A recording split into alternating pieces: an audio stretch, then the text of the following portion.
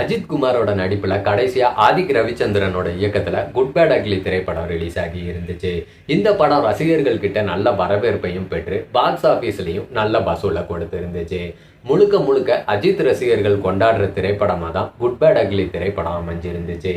இந்த படத்தோட வெற்றி பாத்தீங்கன்னா மறுபடியும் அஜித் நடிக்கிற 64வது படத்தை ஆதிக் ரவிச்சந்திரனே இயக்குற வாய்ப்பையும் பெற்று இருக்காரு. இந்த தகவலை ஆதிக் ரவிச்சந்திரனே சமீபத்துல ஒரு பேட்டியில உறுதிப்படுத்தி இருந்தாரு. இந்த படத்துல நடிக்கிற மித்த நடிகர் நடிகைகளோட தேர்வுலாம் நடந்துகிட்டு இருக்கு. தயாரிப்பு நிறுவனமும் கூடிய சீக்கிரமே அனௌன்ஸ் பண்ணுவாங்கன்ட்டு எதிர்பார்க்கலாம். இப்ப சமீபத்துல பாத்தீங்கன்னா ஒரு பேட்டியில ஆதிக் ரவிச்சந்திரன் அஜித் 64 படம் எப்படி இருக்கும் அப்படின்ற மாதிரி ஒரு தகவலை வெளியிட்டிருக்காரு. அவர் என்ன சொல்லி இருந்தாருன்னு பாத்தீங்கன்னா, குட் பேட் அக்லி படம் முழுக்க முழுக்க அஜித் ரசிகர்களை கருத்துல வச்சுதான் எடுத்திருந்தேன். ஆனா அஜித்துடைய 64வது படம் குட் பேட் அக்லியில இருந்து முற்றிலும் மாறுபட்ட ஒரு படமா இருக்கும். அஜித்தை ஒரு வித்தியாசமான தோற்றத்துல காட்ட போறேன். இது வரைக்கும் அஜித் ரசிகர்கள் அஜித்தை இந்த மாதிரி பார்த்திருக்க மாட்டாங்க.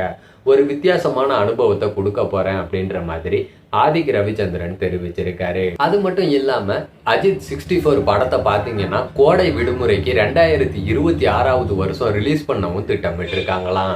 அதுக்குள்ளே அஜித் ஷூட்டிங்ல கலந்துக்குவாரா இல்ல கார் ரேஸ் பைக் ரேஸ்ன்ட்டு போயிருவாரான்றத பொறுத்து இருந்து தான் பார்க்கணும்.